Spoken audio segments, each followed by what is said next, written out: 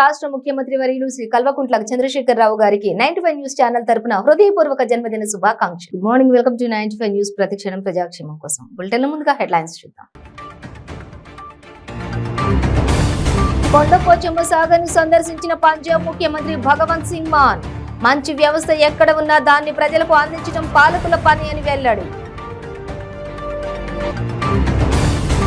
తెలంగాణలో కొనసాగుతున్న PCC chief Revanth Reddy హాస్యహాత్ Jodo పాదయాత్ర. ఆయనవోలు శ్రీ మల్లికార్జున స్వామిని దర్శించుకుని ప్రత్యేక పూజలు.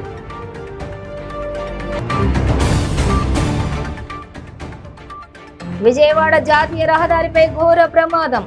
ప్రైవేట్ బస్సు ఆటోను ఢీకొట్టిన ఘటనలో 4 మృతి. ముఖ్యమంత్రి కేసీఆర్ పుట్టినరోజు సందర్భంగా కేసీఆర్ చెస్ ఛాంపియన్షిప్ పోటీలు. గోడ పత్రికను ఆవిష్కరించిన మంత్రి శ్రీనివాస్ గౌడ్. ఇక డీటెయిల్స్ చూస్తే సిద్దిపేట జిల్లా మార్కూక మండలం కేంద్రంలోని కొండపోచమ్మ సాగర్ ను పంజాబ్ ముఖ్యమంత్రి భగవంత్ సింగ్ మాన్ సందర్శించారు. రాష్ట్ర నీటిపారుదల శాఖ ముఖ్య కార్యదర్శి రజత్ కుమార్ ఆయనకు కాళేశ్వరం ప్రాజెక్టు నిర్మాణం తీరును వివరించారు.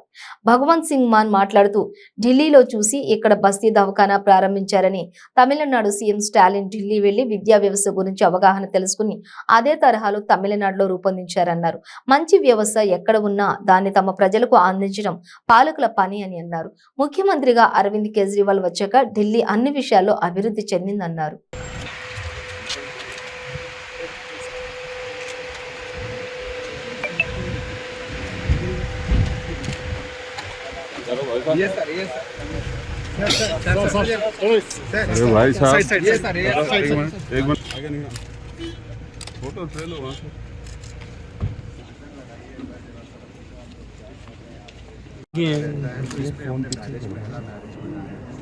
And then the scheme is that we have 3 in-river barrages. ताकि river पूरी recharge रहे, water store करके ये 100 meters की height पे जैसे यहाँ बस हो गया.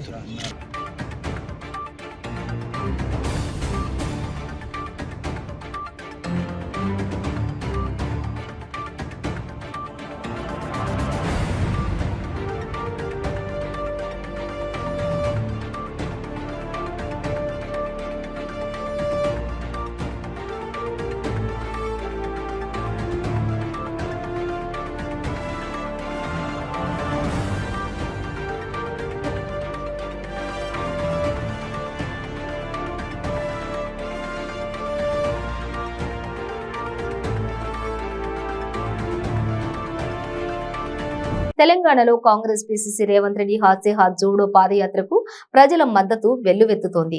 హనుమకొండ జిల్లా వర్ధన్నపేట నియోజకవర్గంలోని ఐనవోలులో శ్రీ మల్లికార్జున స్వామిని దర్శించుకుని ప్రత్యేక పూజలు నిర్వహించిన టీపీసీసీ రేవంత్ రెడ్డి వర్ధన్నపేట నియోజకవర్గంలోని ఐనవోలు మండల కేంద్రం నుండి పాదయాత్రను ప్రారంభించారు. పెరుమాండ్లగూడెం, పాంతిని, ఒప్పరపల్లి క్రాస్ రోడ్, కట్రాల, ఇల్లందు, వర్ధన్నపేట వరకు పాదయాత్ర కొనసాగింది.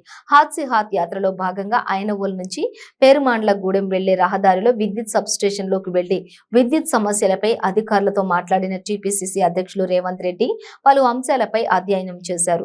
రైతులకు సరిపడా పవర్ ఇవ్వకపోవడం వల్ల రైతులు ఇబ్బందులు పడుతున్నారని, రాత్రిపూట కరెంటు ఇవ్వడం వల్ల రైతులకు ఉపయోగం లేకుండా పోతుందన్నారు.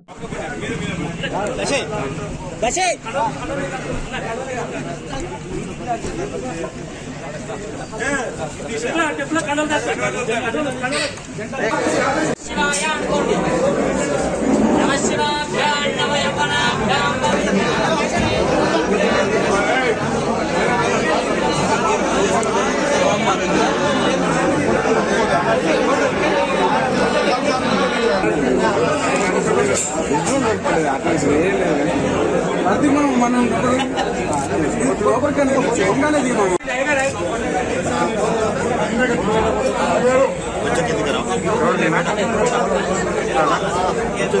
ఇంకానా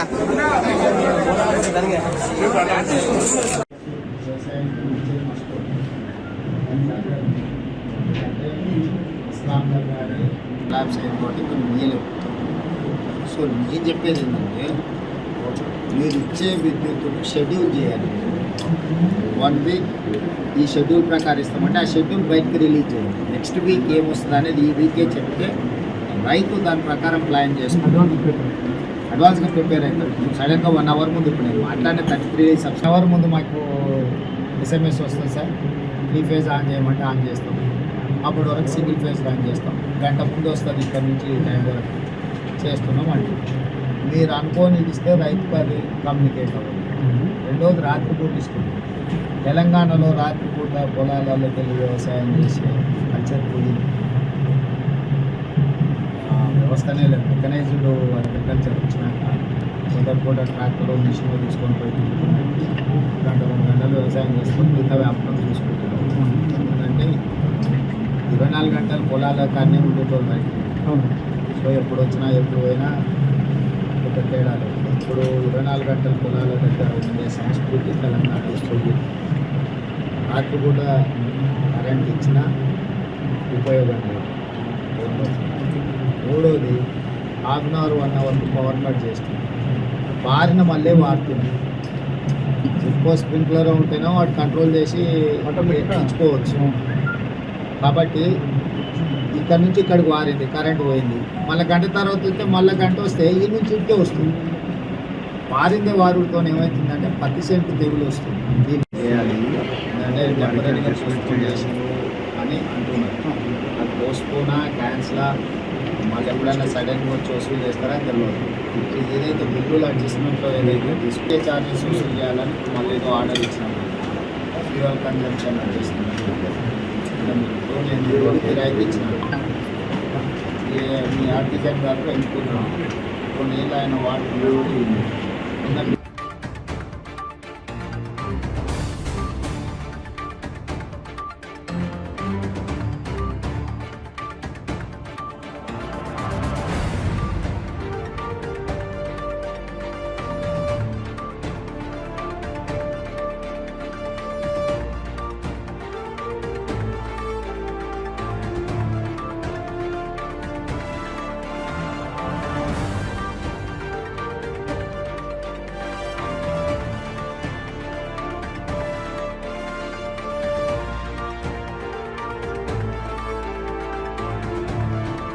విజయవాడ జాతీయ రహదారిపై ఘోర ప్రమాదం చోటు చేసుకుంది.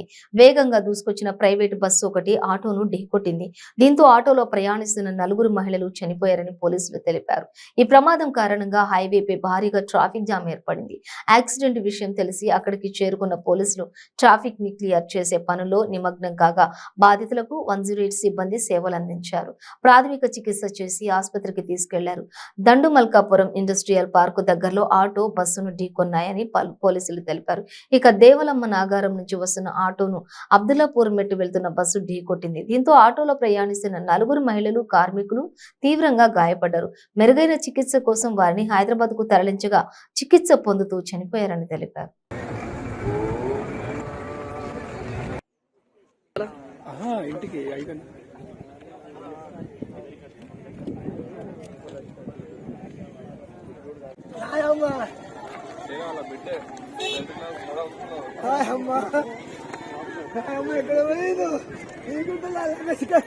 ముఖ్యమంత్రి కేసీఆర్ పుట్టినరోజు సందర్భంగా కేసీఆర్ చెస్ ఛాంపియన్షిప్ పోటీలు నిర్వహిస్తున్నారు. సాట్ ఆధ్వర్యంలో చెస్ ఛాంపియన్షిప్ పోటీలు నిర్వహిస్తారు. చెస్ ఛాంపియన్షిప్ పోటీల వాల్ పోస్టర్ ను స్పోర్ట్స్ మంత్రి శ్రీనివాస్ గౌడ్, సాట్ చైర్మన్ ఆంజనేయ గౌడ్ ఆవిష్కరించారు. మంత్రి శ్రీనివాస్ గౌడ్ మాట్లాడుతూ ముఖ్యమంత్రి జన్మదినం సందర్భంగా ప్రతి సంవత్సరం పలు క్రీడా కార్యక్రమాలు చేపడుతున్నామని, రాష్ట్ర స్థాయి మహిళలు చెస్ ఛాంపియన్షిప్ పోటీలు ప్రతి జిల్లాలో వివిధ కార్యక్రమాలు చేపడుతున్నామని అన్నారు. ఈ నెల 17న ఎల్బీ స్టేడియంలో చెస్ పోటీలు జరుగుతున్నాయన్నారు. తెలంగాణ రాష్ట్రంలోని పలు జిల్లాల నుండి క్రీడాకారులు హాజరు కానున్నారని తెలిపారు.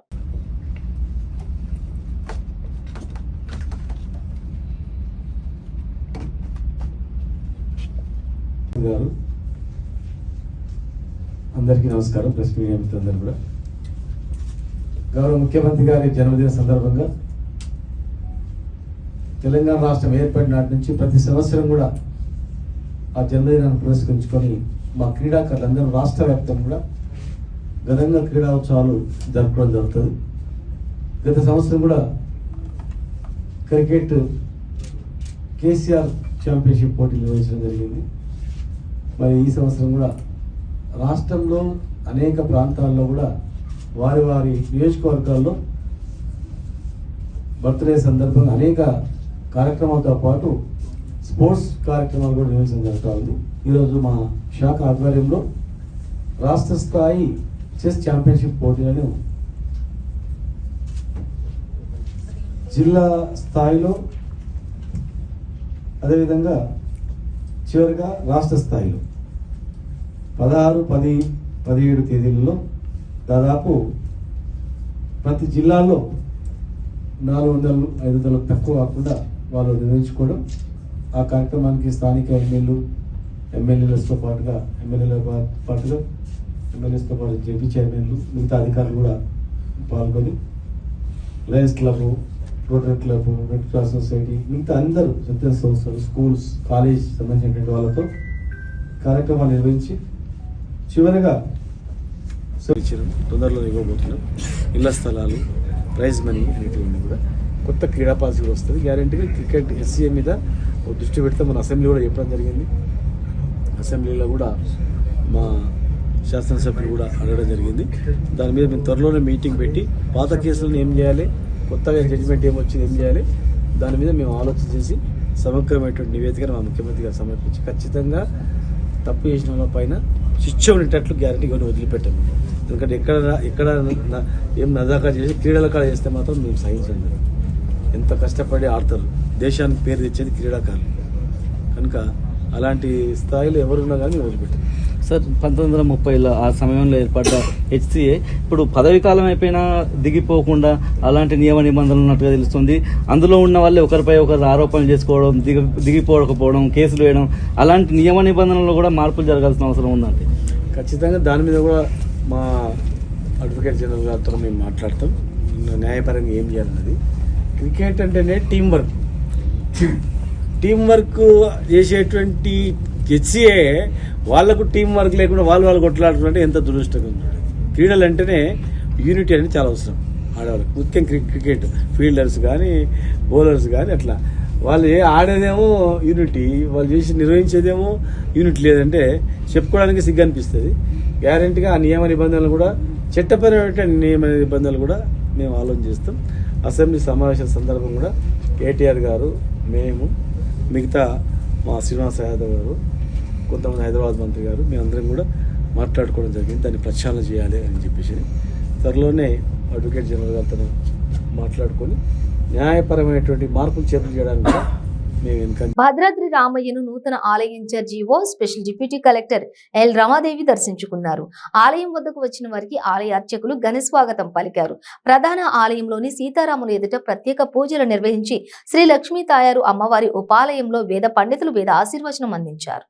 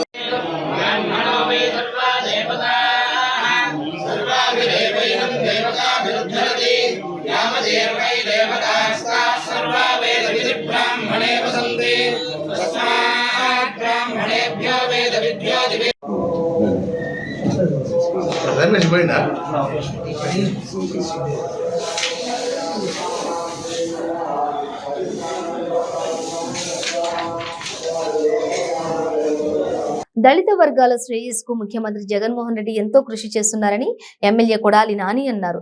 SME standard of India scheme కింద మంజూరైనటువంటి బస్సులను ఎమ్మెల్యే నాని ప్రారంభించారు. గుడివాడ పట్టణ ప్రధాన రహదారుల్లో బస్సు నడుపుతూ ఎమ్మెల్యే కొడాలి నాని హల్చల్ చేశారు. గుడివాడ ఆర్టీసీ డిపో పరిధిలో 5 హైర్ బస్సులను ఎమ్మెల్యే కొడాలి నాని ప్రారంభించారు.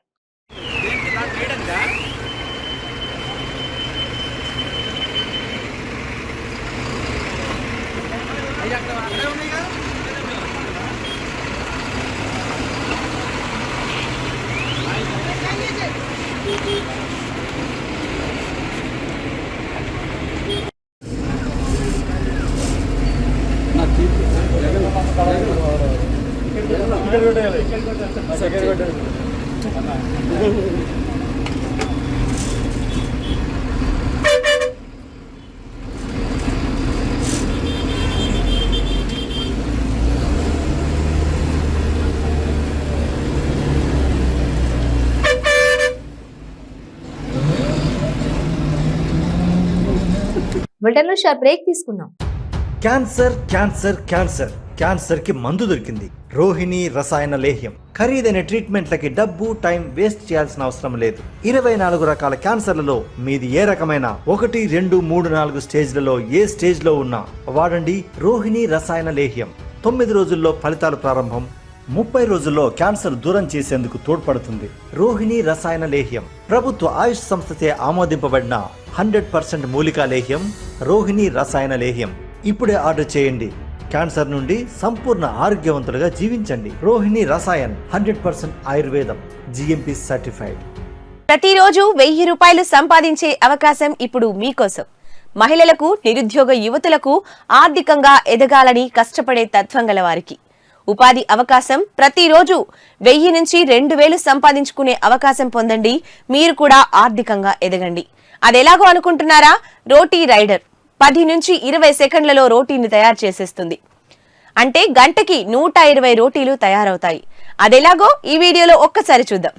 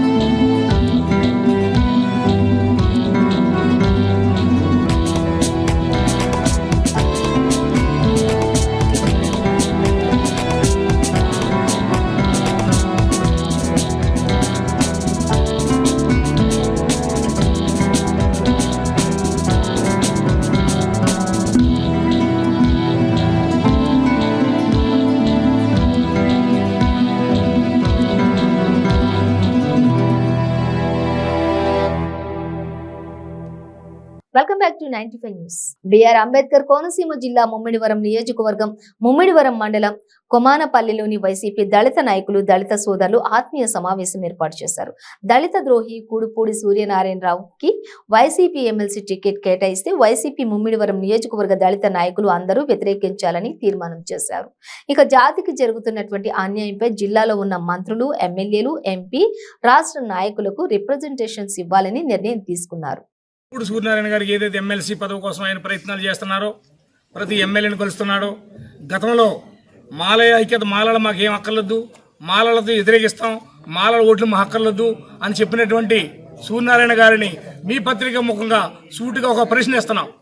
మాలల తరపున మాలల ఐక్యత, మాలల యొక్క ఓటు కానీ, మాలల యొక్క సహకారం కానీ, మాలల యొక్క సపోర్ట్ మాకు అక్కర్లేదు అన్నటువంటి సూర్యనారాయణ గారు ఈ రోజున మీ పత్రిక ముఖంగా మీ సపోర్ట్ లేకుండా, మీ ఓటు లేకుండా నేను ఎమ్మెల్సీ నెగ్గుతానని చెప్పగలిగే ధైర్యం సూర్యనారాయణ గారికి ఉందా? అంబేద్కర్ కోనసీమ జిల్లా పేరు పెడితే దాన్ని తగలబెట్టేసి నానా రకాలు చేసి మాలల యొక్క ఆత్మగౌరవాన్ని దెబ్బతీసినటువంటి సూర్యనారాయణ గారికి, వారికి ఏ పార్టీ తరపున ఇచ్చినా కూడా మీ పార్టీని గౌరవిస్తాం. కానీ పార్టీతో పాటు మా ఆత్మగౌరవం కూడా చాలా ఇంపార్టెంట్. ఆ బాని నిర్మించడానికి మేము ఎంత దూరం వెళ్ళడానికైనా సిద్ధంగా ఉన్నాం తప్పించి పార్టీ నిర్ణయాలు వ్యతిరేకించట్లేదు. మేము పార్టీ కట్టుబడుతూ మా భావాలు తెలియజేసుకుంటూ సూర్యనారాయణ గారి యొక్క విజయానికి మేము తోడ్పడం, ఆయన వ్యతిరేకిస్తామని ఈ సభాముఖంగా ఒక నిర్ణయం తీసుకున్నాం. ఆ నిర్ణయాన్ని ఎమ్మెల్యే గారికి, డాక్టర్ బాబాసాహెబ్ అంబేద్కర్ కోనసీమ జిల్లా వైఎస్ఆర్ పార్టీ అధ్యక్షుల వారికి, జిల్లాలో ఉన్నటువంటి ప్రతి శాసనసభ్యులకి ఒక రిప్రజెంటేషన్ ఇచ్చి, ఎంపీలకి కూడా రిప్రజెంటేషన్ ఇచ్చి మా గోడి తప్పనిసరిగా వినిపిస్తామని సభాముఖంగా తెలియపరుస్తూ పార్టీని అండగా ఉంటాం. పార్టీకి ఎల్లవేళలా ఎన్నుముఖంగా ఉండేటువంటి ఈ జాతి పార్టీని విడనాడదని, కానీ దానితో పాటు సమానంగా పార్టీ మమ్మల్ని గౌరవించవలసిన బాధ్యత పార్టీ మీద కూడా ఉందని మీ సభకు తెలియజేసుకుంటూ ఈ అవకాశం ఇచ్చినటువంటి పెద్దలకి నమస్కారాలు తెలియజేసుకుంటూ సెలవు తీసుకుంటున్నాను. జై భీమ్. ఈ మాలలందరూ కలిసి ప్రభుత్వం కోసం ఎంతో కష్టపడి పనిచేసి ప్రభుత్వంలో ఒక భాగం అయ్యారు.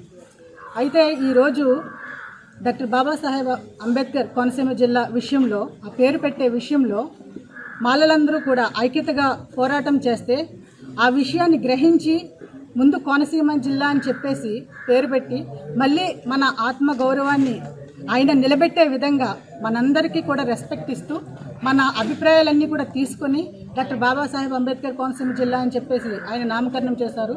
దానికోసం మేమందరం కూడా ఆయనకి పాదాభివందనం చేస్తూ మన ముఖ్యమంత్రి వర్యాలకి కృతజ్ఞతలే ఉన్నాము. అయితే అదే విషయంలో మాలలందరినీ కూడా తోలనాడుతూ ఇదే కుడుపుడి సూర్యనారాయణ గారు చాలా వ్యాఖ్యలు చేశారు. మాలలకి సీట్ ఇస్తే మేమందరం కూడా ఏకమై మాలలను ఓడిస్తామని చెప్పేసి శపథం చేసిన వ్యక్తి ఆయన. మేము దీన్ని ఒక అల్టిమేటంగా కానీ లేదంటే హెచ్చరిక ఇంకో రకంగా కాదు, మా రిక్వెస్ట్ని కూడా ప్రభుత్వం వినాలి. గౌరవ ముఖ్యమంత్రి వర్యులు ఒక్కసారి ఈ విషయంలో ఒకసారి ఆలోచించి నిర్ణయం తీసుకోవాలని చెప్పి మర్యాదపూర్వకంగా మాత్రమే మేమందరం కూడా ఈ విజ్ఞప్తిని చేస్తున్నాము. ఎందుకంటే ఆ రోజు పాదయాత్రలో గౌరవ ముఖ్యమంత్రి వర్యులు పాదయాత్ర చేస్తున్నప్పుడు కూడా ఆయనకి రెస్పెక్ట్ ఇవ్వలేదు ఇదే వ్యక్తి. అట్ ద సేమ్ టైం ఈరోజు మాలలకి సీట్ ఇస్తే కనుక ఓడించి చూపిస్తామని చెప్పిన వ్యక్తి కూడా ఈయనే. అలాంటి వ్యక్తికి ఎమ్మెల్సీ సీట్ ఇస్తే మరి మాలలందరినీ కూడా అవమానపరిచినట్టు అని చెప్పేసి ఒకటి ముఖ్యమైన విషయం.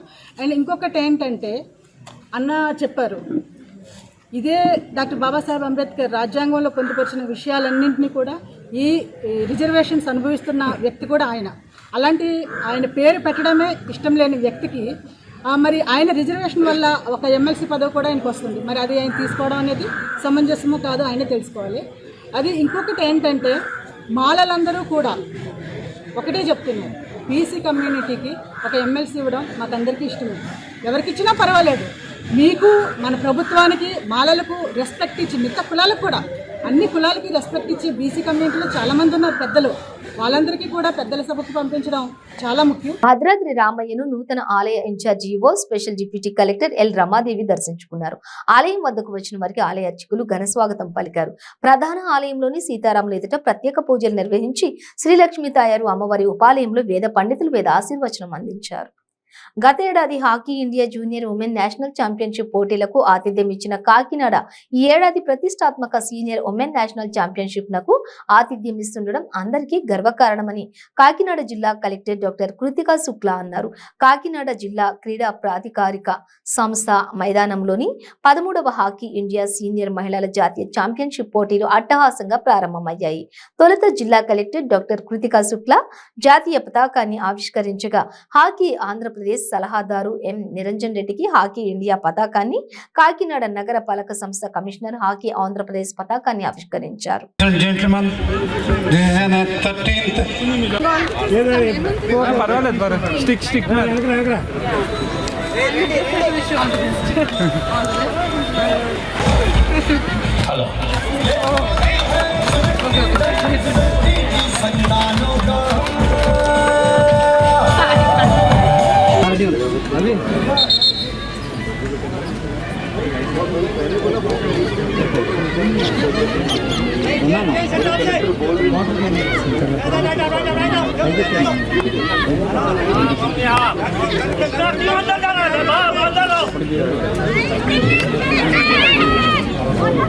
పారద్రోలిన ఏకైక అస్త్రం వందే మాతరం గీతాన్ని ఆలపించుకోబోతున్నాం.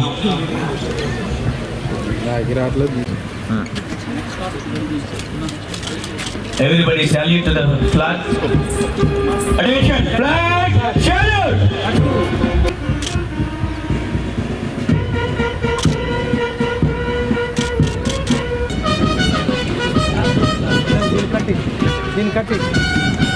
Everybody, and welcome to all the participants and as well hockey, Andhra Pradesh Hockey Kakinada, that this is the first senior women level national conducting in Andhra Pradesh in the history of last 8 years. It was never been taken such a big event at any place in Andhra Pradesh.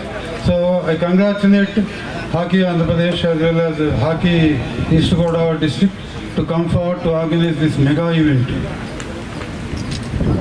Last year we have conducted 12th Junior National Women Hockey Championship successfully. So followed by Hockey India, it is allotted this bigger event than last year's. Moment of great pride that Kakinada is hosting the second national level tournament for hockey in a matter of 1 year only. Last year February we inaugurated this AstroTurf stadium for hockey. We at an expenditure of 6.74 crores from Government of India and from CSR funding combined. The stadium was created in first of its kind in Andhra Pradesh. After that we hosted the junior national championship last year in March. Now this is the second national championship, that too senior women national championship. So it is a matter of great pride for us and for the entire hockey team of Andhra Pradesh, the Hockey Association of Andhra Pradesh. For this program, we have been conducting meetings since the last 2 weeks to make all arrangements for the players, because 268 Paina players there are representation from all the teams of the states. 26 teams have joined in here today for this program. So I would like to also highlight the increasing importance of women in sports. శ్రీనివాస మంగాపురంలోని TTD నిర్వహిస్తున్నటువంటి వార్షిక బ్రహ్మోత్సవాలలో 5వ రోజు గరుడ వాహనంపై మాడ వీధుల్లో శ్రీనివాసుడు విహరించారు. గరుడ వాహన సేవలో స్వామివారిని ప్రసన్నం చేసుకునేందుకు అధిక సంఖ్యలో భక్తులు పాల్గొన్నారు. శ్రీనివాస మంగాపురంలోని శ్రీ కళ్యాణ వెంకటేశ్వర స్వామి బ్రహ్మోత్సవాల్లో గరుడ సేవ సందర్భంగా తిరుమల శ్రీవారి లక్ష్మీ కాసుల హారం శోభాయాత్ర వైభవంగా జరిగింది. తిరుపతిలోని టీటీడీ పరిపాలన భవనం నుండి నగర వీధుల గుండా శోభాయాత్ర శ్రీనివాస మంగాపురం చేరుకుంది. శ్రీ కళ్యాణ వెంకటేశ్వర స్వామి గరుడ సేవను పురస్కరించుకుని ఈ హారాన్ని స్వామివారికి అలంకరించారు.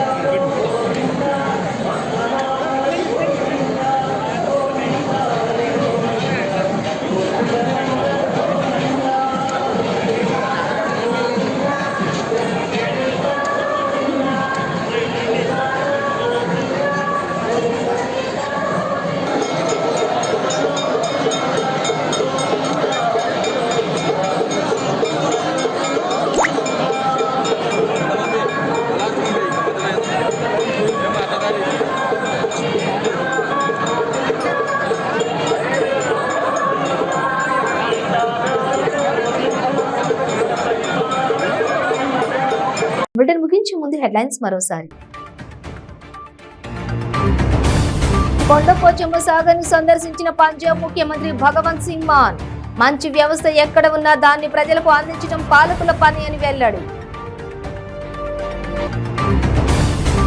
తెలంగాణలో కొనసాగుతున్న పిసిసి చీఫ్ రేవంత్ రెడ్డి హాత్ జోడో పాదయాత్ర. ఐనవోలు శ్రీ మల్లికార్జున స్వామిని దర్శించుకుని ప్రత్యేక పూజలు.